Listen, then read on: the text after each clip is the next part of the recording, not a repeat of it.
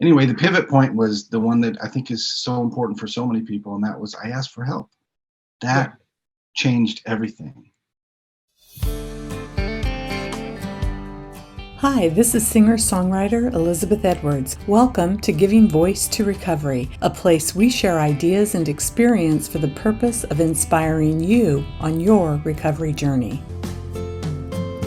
I'm no angel, I'm no saint, but I'm willing to go to any lengths. I'm living out these promises I so clearly see. When I change, my world will change with me.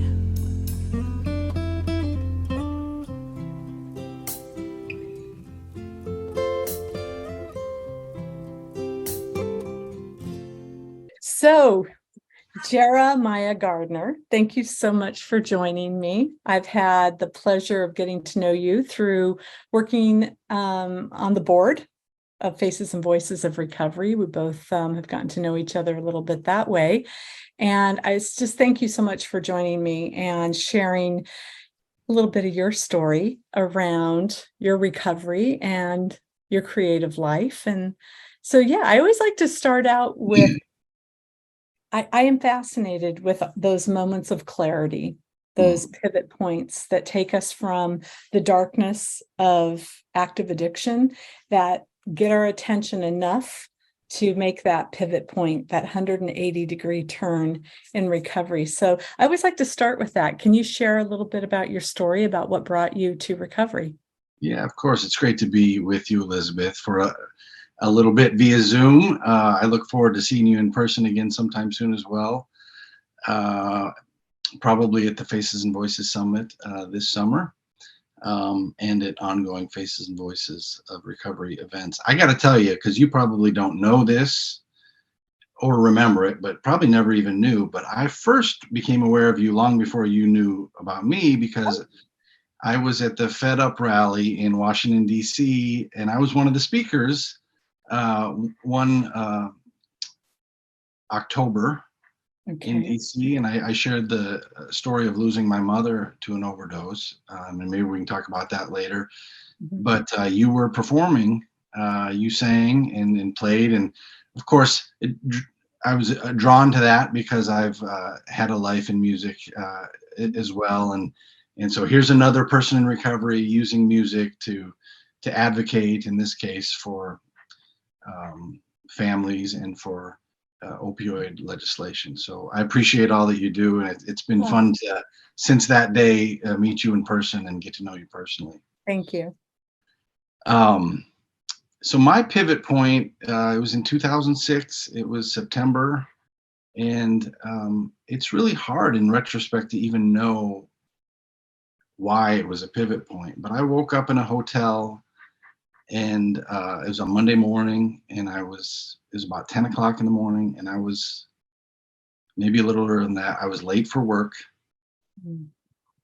and I wasn't sure how I'd spent the entire evening, and I was really, really angry at myself. So I woke up angry, frustrated, and crying, and for whatever reason, that was the day that I decided in that moment to call a friend who was a social worker and ask for help. And I had tried to quit drinking, and I used some drugs and drank a lot, and was pretty desperate at that point. My girlfriend at the time, who I'm lucky enough is my wife today, she kicked me out of the house, so I was sort of living out of my car and in hotels, and almost like, I think maybe in the back of my mind, seeing my alcoholism to its inevitable end, maybe, I'm not sure. But that morning I just remember being angry and frustrated. That's the emotion. So much so that I was crying, like, how did this happen? Why am I late for work? I did not intend the night before. I'd had a rehearsal with a group that I was performing with. I stopped at the bar after the rehearsal on my way back to my hotel, and apparently was there, the whole night and longer, perhaps. And yeah, so that's the main emotion I remember is anger and frustration at like, why did I allow this to happen again?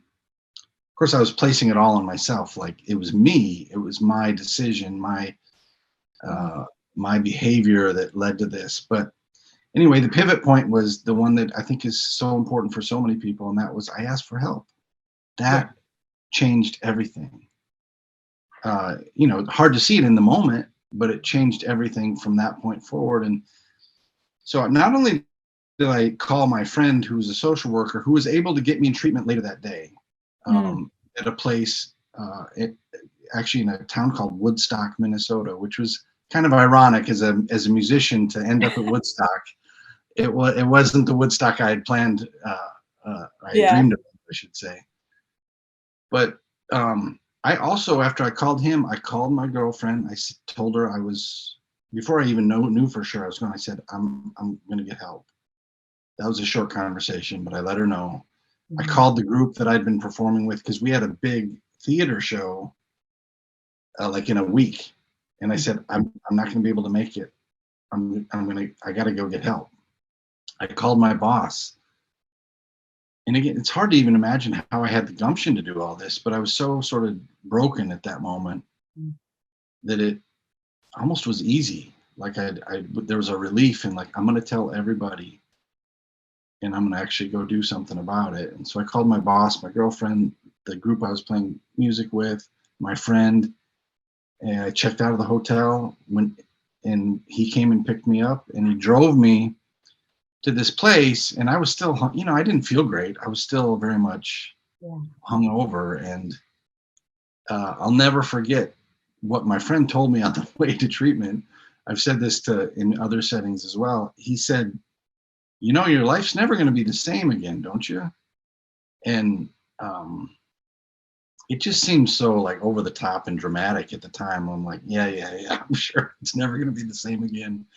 But it stuck with me, and probably because he ended up being right, my life never was the same again. Yeah. I got,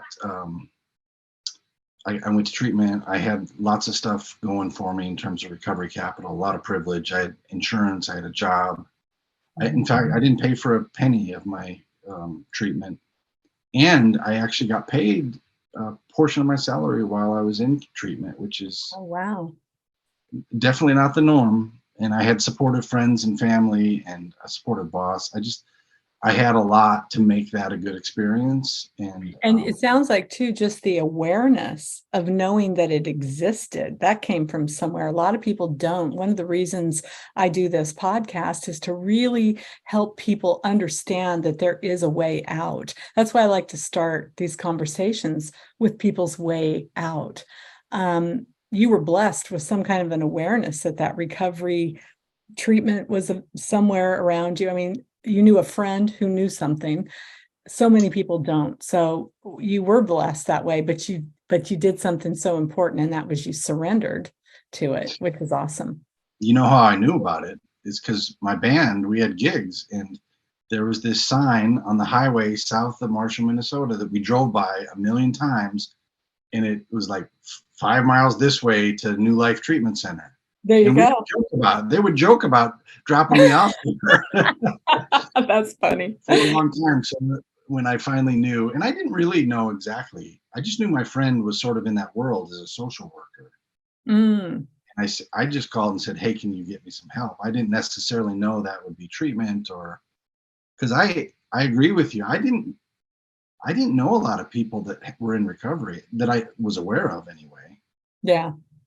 You, of course, once you get in recovery yourself, you learn about all the people in your life that are already in recovery that you just didn't know about, which was also a wonderful experience and eye-opening in terms of advocacy that I would become involved with later. But yeah, that was a big day in my life, and I'm just I'll never stop being grateful for it. Yeah, it brings up so much gratitude. I think I love this topic so much. I mean, this is like because of the gratitude. I always say that my worst day turned out to be my best day, and I just didn't know it at the time. But yeah, it sounds like, and another thing that you said so much in that, and I just want to kind of jump in a little bit. The synchronicity, once you made that that very, surrendering decision, like, I can't continue what I'm doing. I need to do something different. I don't really know what that looks like, but I'm willing to surrender out of desperation, really. I mean, I don't think that was probably, if you're in a hotel because the girlfriend doesn't want you around anymore, there's probably a whole backstory, which I know we share at different levels and different groups about all of that. But yeah, I love the pivot points. I think they're so important. And it's the start. It's not a lot of people who go to get help for active addiction, it's not a one and done, it's a chronic behavioral health disorder, meaning it's ongoing, and we have to maintain our recovery over the rest of our life if we want to keep it. And I just want to say that, I know you know that, but I just want to say that for anyone who's not super familiar with the recovery process. And so some people, I think, go to treatment thinking, okay, got that one handled, I'm out of here, and now I'm good. It's not, no, it is life-changing. And I know you know that because not only are you an artist in your own right and do a lot of advocacy around the arts and also advocacy around policy, you work for the Hazelden Betty Ford Foundation. How did that all come about for you? Oh boy, it's a long story, but maybe I'll just share another pivot point. So that the pivot point I shared before was really personally. A professional pivot point for me was about, I don't know, 5 years into recovery. I, like a lot of folks in recovery, was feeling so much better and more optimistic and ambitious in my life, that I left the career I was in and I went to law school. Mm-hmm. And while I was in law school, my first semester, I got a call from another friend who's a filmmaker. And I'll never forget this either, because I was in the car, I was driving on the freeway, and I hadn't heard from him in a while. And he called and he said he was working on a new documentary about the history of addiction treatment. Mm-hmm. Like, what? I didn't really even know why he had an interest in that, but he's a good filmmaker. He's a guitar player and an artist through and through himself.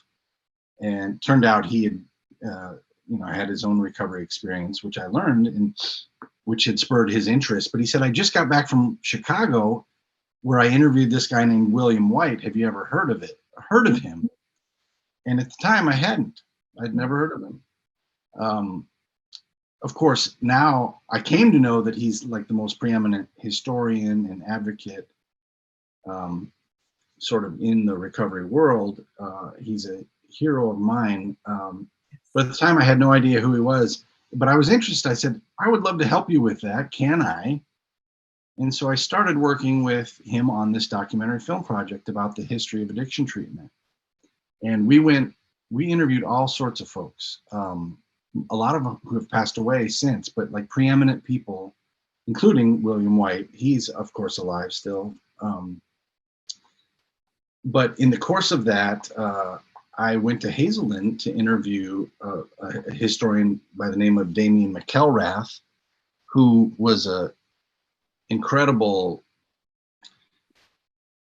spiritual leader, a clinician, and a longtime administrator at Hazelden. But also, most important to me, he wrote a bunch of books about the history. He wrote a couple biographies and a couple of books about the history of Hazelden. And Hazelden, just had a sort of its place, a prominent place in the sort of evolution of treatment and recovery in the United States. And that's why I went up there to interview him. But when I was there, I learned that they had a graduate school, an accredited graduate school where you can get a master's degree in addiction studies. And I had gotten so deep into William White that I sort of wanted to be William White. And Yeah. a lot of my background was similar to his. I'd been a trainer and a consultant and a writer. And but he had a master's degree in addiction studies. I didn't. And I just learned about the graduate school, and to keep the story from getting too long, I ended up leaving law school and going to the Hazelden Betty Ford Graduate School of Addiction Studies, where I earned my master's degree in addiction studies, just like William White's got. Yeah. And then I had a opportunity to get a job when I finished, and now I find myself in this just serendipitous sort of role at Hazelden Betty Ford, where I work in advocacy and media relations and communications, kind of a 1 in a million type job that, is only because I took several next right steps, leaps of faith without really knowing where I was going. It just landed me. But that's how I got to Hazelden Betty Ford. It's how I got interested in advocacy, was through William White's, he wrote the history of addiction treatment, a book called Slaying the Dragon. That was the source material for the film project that we were working on. But he also wrote all sorts of stuff about advocacy, as a lot of us know now. So it was a bit of a rabbit hole for me, but I wasn't aware at the time, even though I was in recovery myself for 5 years at the time, I wasn't really cognizant of a culture around recovery. Yeah. Or enough to even think that there's a history, that people had played different roles. And yeah, it's such a rich history too. And the Betty Ford Foundation and Hazelden, before they came together, both played major roles in the industry around supporting people with these problems, which was really interesting because the original 12-step group never really wanted to take that on, because they knew that would interfere with there's that history of how they made that conscious decision to not take on the medical side of it. And yet there was still a real need for the science and the education around what was actually really happening with people with these disorders. So it's really kind of, it's a part of a bigger history that I think is so important, and to get that story out there. And yeah, I have a funny, I want to jump in real quick on my first impression of the Betty Ford Foundation, because it was before it was the Hazelden. I was probably within my first year, and I'm a 12-step person, so I was in a 12-step meeting, and I was 25, and I was around people who were, I thought about 150, but they were probably 40. You know what I mean? When you're 25, you think anyone over 30 just looks so ancient to you. So I'm in these rooms and I'm hearing these people, and they're talking, and they have this, there was like a threatened, some people had a very threatened attitude about, oh, what's this treatment? I didn't need to go to treatment. I just, it was that kind of a thing. And I look back at that now, and it was just fear. But it was interesting because I'd never heard of a treatment center ever where I came from. I never knew anyone who went to it. I didn't even know that the 12-step groups existed until I met somebody going to 12-step meetings. And so I'm in these rooms trying to figure myself out. And I think I came in with 4 feelings: really, really good, really, really bad, good and bad. I had 4 feelings. They had the smiley chart, but here was this thing called a treatment center. And it was somehow the president of the United States, former president of the United States' wife was putting treatment centers together. That was my first concept of it. And it was just like, it blew my mind. I mean, and to see what that organization was, one of the first ones. Duffy's was another one here locally, I found out later. But there were just a few early pioneers, and I believe she was truly a pioneer on the really the education piece, such a big contribution. And Hazelden also had such a library and the whole school thing. So there was such a great confluence of things that happened during the years that I've been in recovery. So that's my Betty Ford story. It was like the first conscious awareness I ever had of anything called a treatment center. Before that, you just heard about people getting locked up in, places with funny people. It was like, oh, sad, and I was saying, oh yeah, I'm not one of them. Enough reasons to not want to do that. But over time, that stigma around that, those misconceptions over time in the rooms and outside of the rooms have really changed, I believe, because of the advocacy of Betty Ford. So I have a huge fond spot in my heart for that woman. She's a wonderful woman. So. Well, thank you for saying that. Of course, I feel the same. She, Hazelden was founded 30 3 years before the Betty Ford Center. Mhm. And she came to Hazelden twice before to sort of like to help get the ideas for the Betty Ford Center. It was very much based on it, and Hazelden had a role in identifying their first clinical leader there. So we were kind of partners from the get-go, but then we became competitors, and then we came back together many years later. But even though Hazelden was around and probably was more influential because it influenced the Betty Ford Center, on the treatment side, her advocacy role was really unprecedented and still is to this day, somebody that prominent. And what's the marvel I think of is when she went to treatment at the Naval Hospital in Long Beach, California, that's where she went. She actually did a press conference the first day she was at treatment. Yeah. And it was in the New York Times. It's just a little blurb. And then, and she was going through her own thing. And she said she had problems with pain medication and she wasn't really coming to grips with her alcohol use yet. Halfway through treatment, she did another press conference and put out another statement that said she was dealing with pain medication and alcohol. But the fact that she was so public about it so immediately is just, it's hard to understand what possessed her to do that. And I guess she had a record of it. She was I think her biggest legacy is that she had the courage to be exactly who she was. Absolutely. And the other thing about that was she, as I recall, and I don't know that I was aware at that time because I was early in recovery. I'm just coming up on 38 years here in a minute. So this was back a while, and I wasn't real clear-minded for the first couple of years. I really wasn't. I still really struggled for a couple of years with my thinking processes. But as I remember, at some point, I became really aware that she was probably the first person who spoke publicly about recovery from addiction, chemical addiction, in a way that didn't sound like it sounded like this is a behavioral health disorder. I mean, it was no shame. There was no shame in her game at all. And if you think about what stigma is that shame. I believe it's societal shame. That's what I believe that stigma is. She didn't have that. She was like, there's a lot of people just like me. And if I come out and say, I'm getting help for this problem I have. And she did that so fearlessly. And I think I got more information as I matured and got my brain back. And I looked back at that. It's like that inspired me before I ever knew I would be a public person talking about this stuff.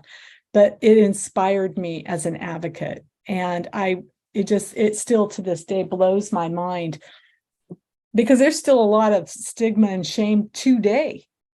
And it wasn't any better then. It was worse because people had just, that was hush hush. And, but so she was incredibly brave. And what was so funny about it was she didn't act like it was brave. It was in her nature to share her solution from day one. Well, to share her authentic self. Yeah. She did the same with breast cancer. She's as much of a pioneer in breast cancer advocacy as she is addiction recovery advocacy. But when she disagreed with her husband in the White House, she let that be known. She was just always herself. And what I love about that, this courage to be her authentic self, even when she's not her best, which is such a contrast to the social media environment we live in today, where we always put our best version of ourselves. Yeah.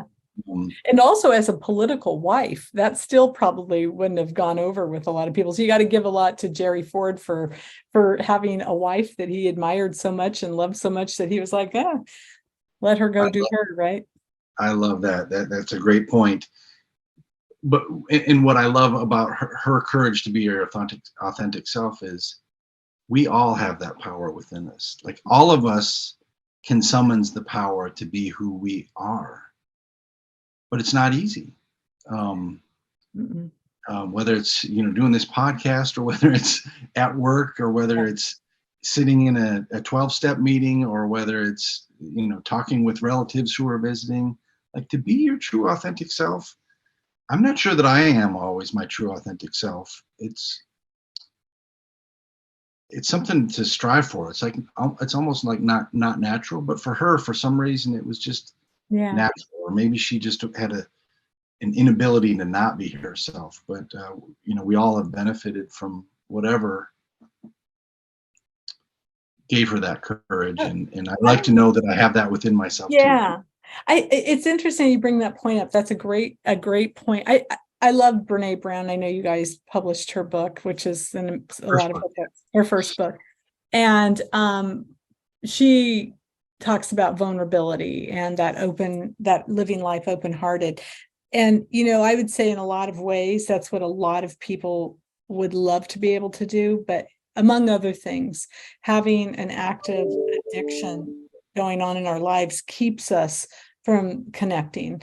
It's an isolating kind of illness, and the shame makes it worse. I would have loved to have known what she was like, and maybe you can give me some insight on this, and not to go too far in this direction, because there's a lot of things I want to ask you about your art and your creative projects.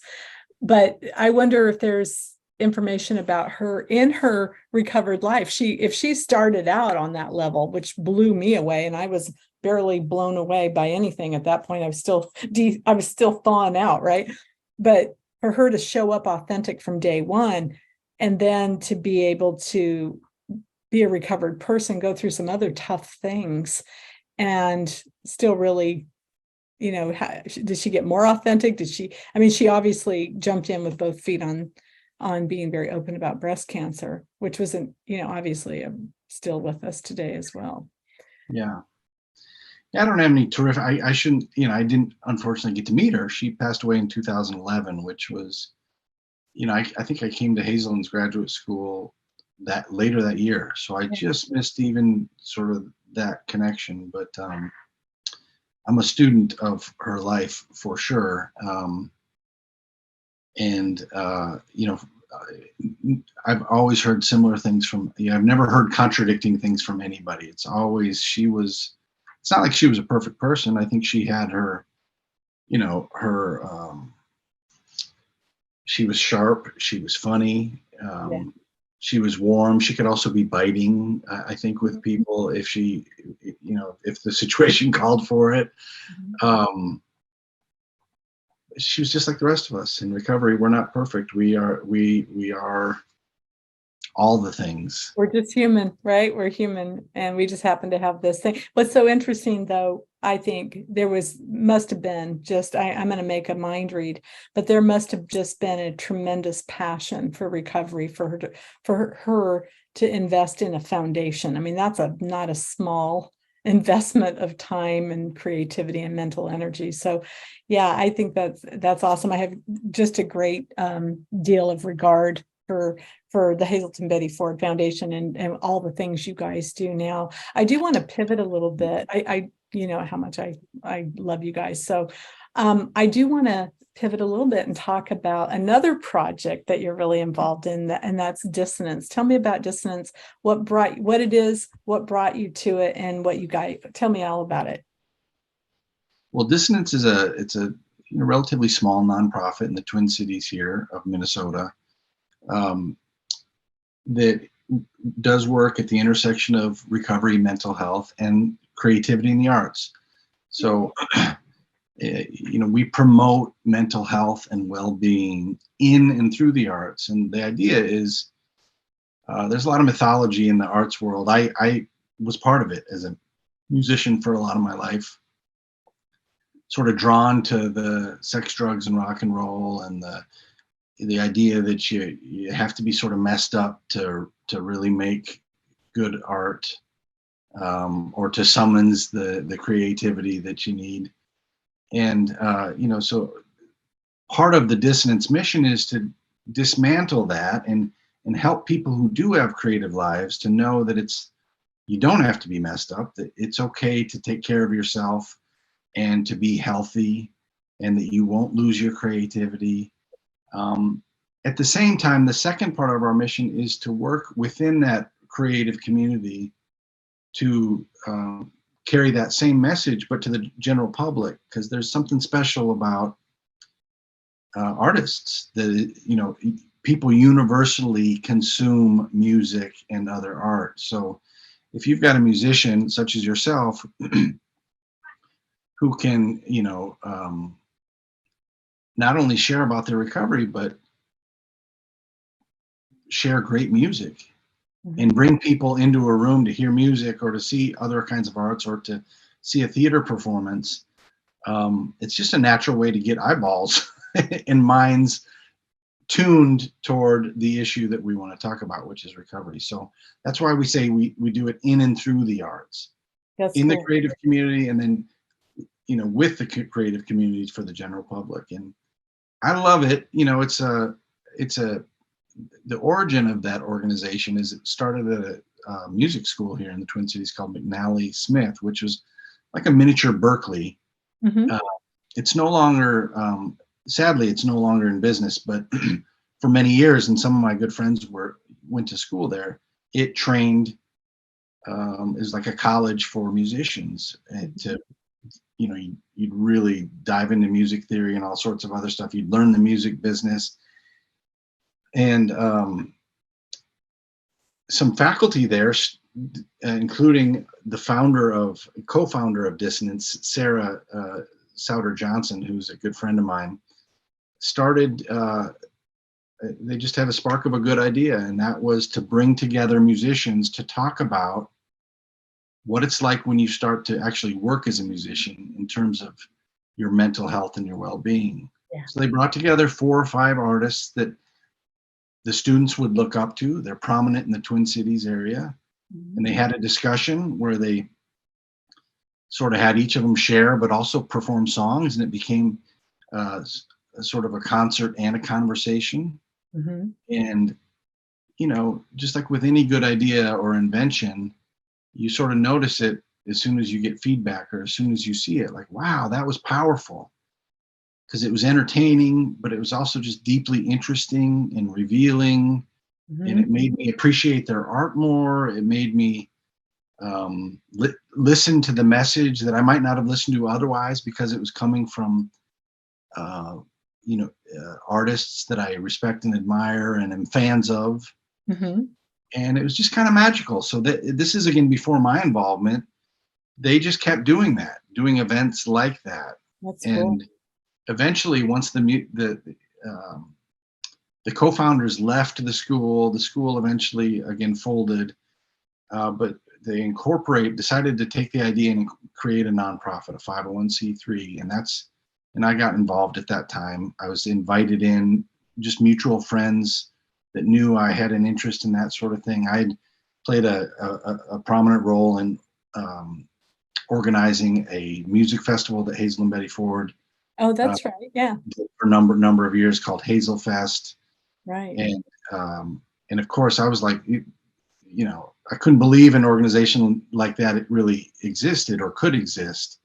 You know, that worked in and through the music and arts community and talked about recovery and mental health. It was like the perfect fit for me. Yeah. And so I volunteered to be on the board. I'm a founding board member. I'm still on the board 6 years later. I probably should roll off, but I just can't quit it. I think because they're good friends, and I just love the opportunity to be in this. I don't even know how to describe it, but being around creative people to me is really nourishing. Absolutely. And I think there's so much that you said there that I want to kind of circle back a little bit.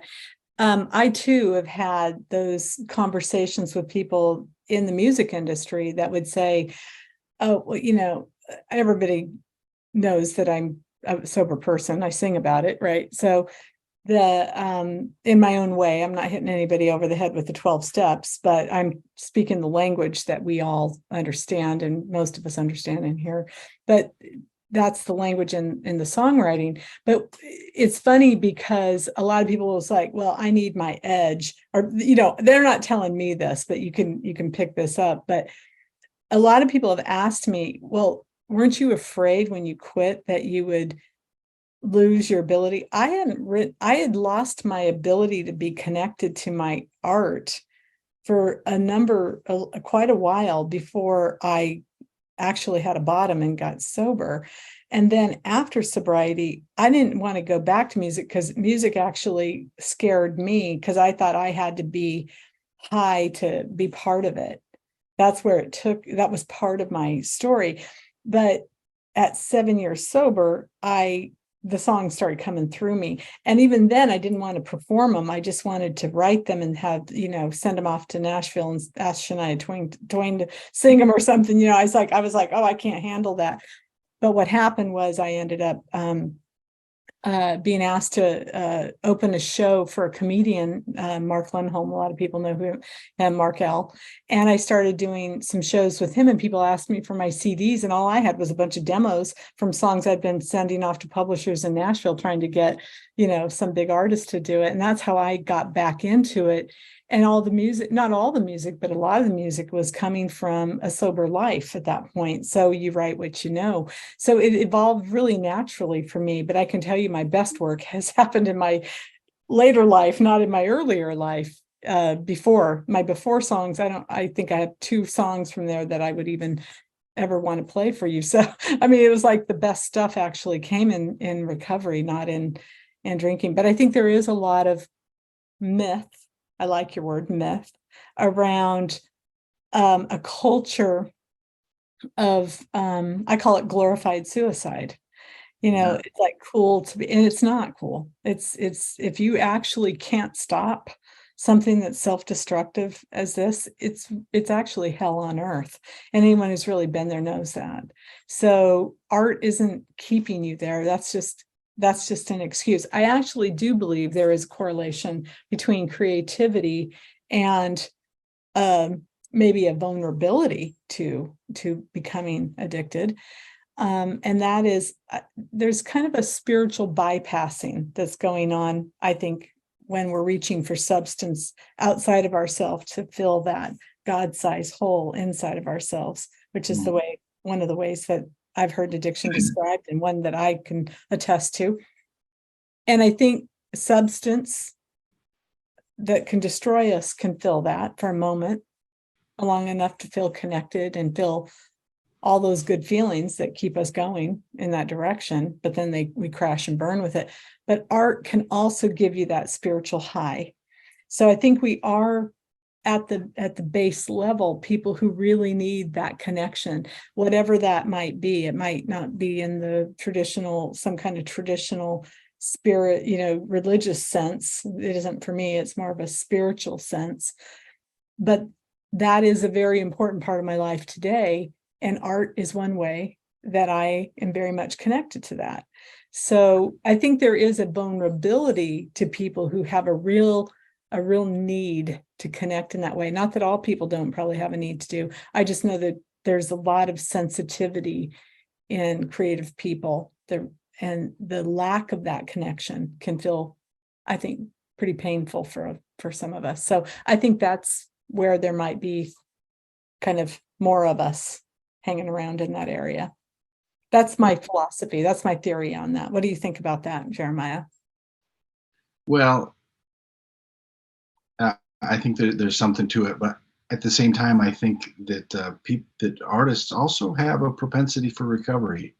This is what I love as a recovering person, to be around art and artists, is that I think, and everybody might define art differently, but for me, the art that I love and the part of creativity that I like is really that it's seeking in nature. You're seeking to understand, why we're here. It's big questions. That's what real art is. It's about the big questions of being human and why we're here, and to be able to then share insights or even creative ways to ask those big questions. And that's a lot of what recovery is, I think, too. For me, it's this endless thirst to learn more. It's like an adventure. That's, I always thought and worried that sobriety would be boring. I did too. opposite. It's just the opposite. I think of how mundane things were when I was drinking a lot. It's like the same stuff over and Yeah, over. stuck in the same loop. Yep. Yep. And you know, in recovery, able to just make different decisions and to explore more and do more and ask more questions and move towards some sort of insightful life, usually informed by, for me, by connections. Like, I love the conversation we're having, Mhm. primarily because I'm feeling an intimate connection that just is not normal in day-to-day human life. I can even go, even at Hazelden Betty Ford, like any other job, it's a rat race. I got my to-do list. I got to get everything done, and you're moving from meeting to meeting.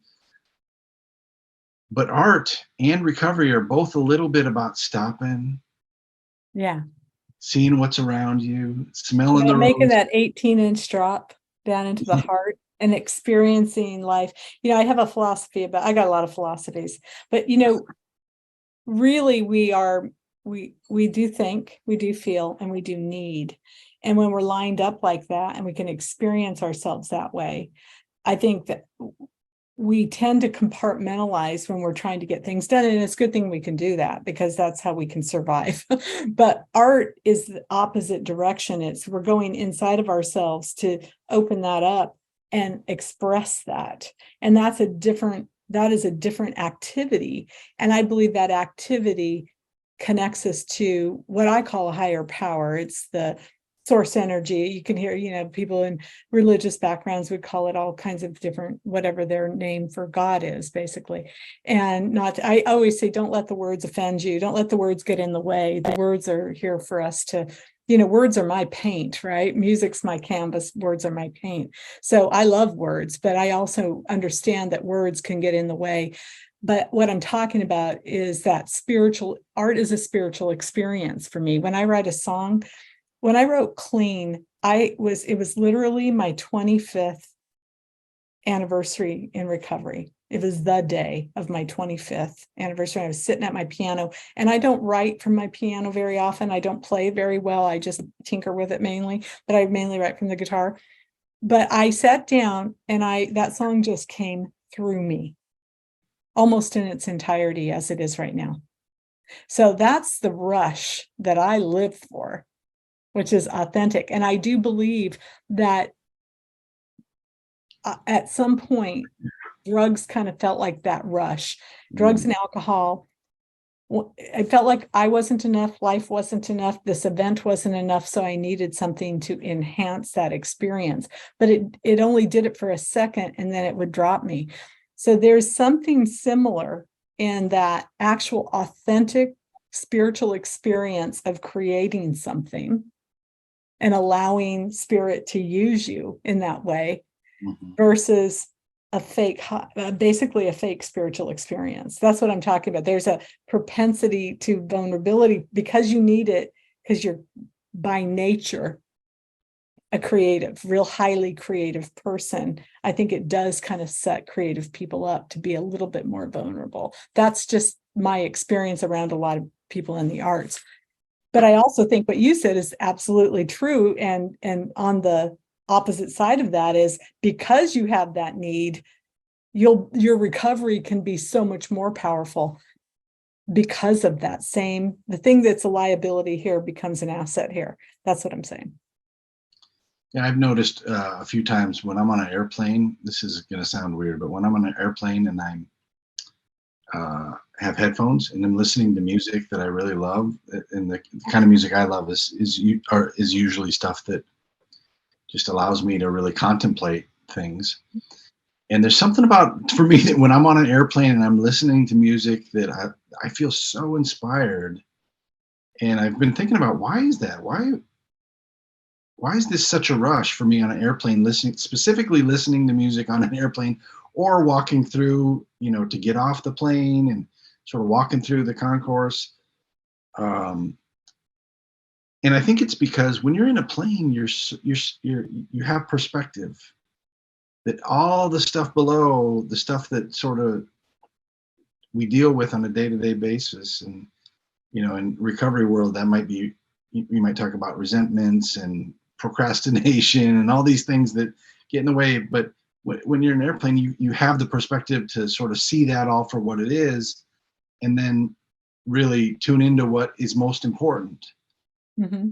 Airplane's like a physical way to do that, but I think the secret of life for me is to try to always put myself back in that perspective and not get caught up in the day-to-day stuff that can really make living life hard. And so I think music does that for me. It whether it's on a plane, that's like a heightened version of it, but even music on the ground takes me to that place where I just naturally think in a better perspective. And I think recovery for me is also about, if you go to a support meeting or when we're having this conversation right now, again, I'm able to tune out a lot of the stuff that might, lead me down the wrong paths. Mm-hmm. And so I think having that perspective of what's really important, why am I here? What do I care about? What do I want to stand for? What do I want, I just love that that's the kind of life I get to lead now. And I think music and being artistic is a little bit like that too. If you can get past the mythology and really get to the pure art of how do I not only see the world with perspective, but then translate it for others to maybe experience it in the same way. Absolutely. I think art is all of the art is, in a bigger way of saying that would be, it's not, the outcome of it is an amazing thing to be able to creating a recording and see that recording go out into the world and have the feedback that people say, oh my God, that I listen to this song when I'm walking and meditating, or I listened to this song all the way on this trip. I just hit the replay button. I mean, when people tell you but it means something to them. It's the soundtrack of their life. But when it came through me, that's part of the soundtrack of my life. I get to be that vessel for that message. It's the gift I bring to the party. It's actually, in some ways, I feel just like the conduit of the work. But to be able to show up for that is so powerful, and to be able to know that you're on purpose and I really love to talk to people in early recovery about that, especially creative people who think that it's never, they're never going to feel better. It's never going to get better, or they're trying their best and they have to try. It will happen. It will happen. If that's who you are, you will, all the other stuff will fall away, and the art will be there. You don't have to worry about it. It will be there, and it will be in new ways that you never imagined, and it will come about in ways that you couldn't have thought of yourself. And you're a creative person. It will happen. So I think just relaxing into it. And then it gives you such a great opportunity to work on all your own fears and the things that hold us back, all the angst. Oh my God, the pile of angst I had to move through to trust myself enough to start getting out on stage again and seeing people and taking constructive criticism and sometimes just mean vindictive criticism, and understanding the difference, and that wasn't about me, and that I could learn the difference and know how to take direction from people who wanted to help me get better, and also how to recognize that vindictive criticism is really about them, and God bless them, and I don't have to take that on. Learning those internal skills to stay safe in my own frame and not have to drink over any of that, not have to get unstable around any of it. There's such a power in when you put recovery and art together. So I just love this conversation, Jeremiah. I know we'll do another one soon. I know you and I are working on some things that hopefully we'll be able to talk about down the road. But where can people get in touch with you through Dissonance? I'm going to put it in the show notes, but how can people get in touch with you guys? Yeah, our website is dissonance, dissonance.org. And I want to highlight one that we started recently, and we have some generous donors that have helped make this possible, a YouTube series called Dissonance Sessions. And sessions is a little bit of a play on word because it's a recording session, but it's also like a therapy session. We've had 3 really amazing episodes so far. And what it is, sort of in the spirit of what I described about dissonance before, it's a concert and a conversation, but it's with our board chair and co-founder, Sarah, who's a brilliant therapist. And so it, not only do you get to hear music and hear stories behind the music, but you almost get to see a therapy session. I mean, it's not really a therapy session, but it has that feel. And I think that's a fascinating sort of inside look for a lot of people. And that's on YouTube. That's a YouTube series called Dissonance Sessions. Awesome. And you can find it on our website as well, but it's on YouTube.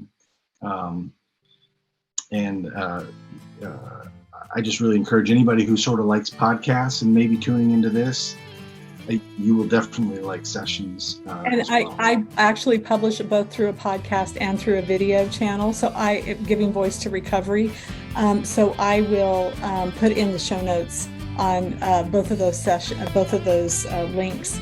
And I just can't thank you enough. And yeah, thank you so much for spending some time with me and talking about one of my favorite subjects. Well, thank you for the opportunity and for all that you do in the world of arts and music. Thanks.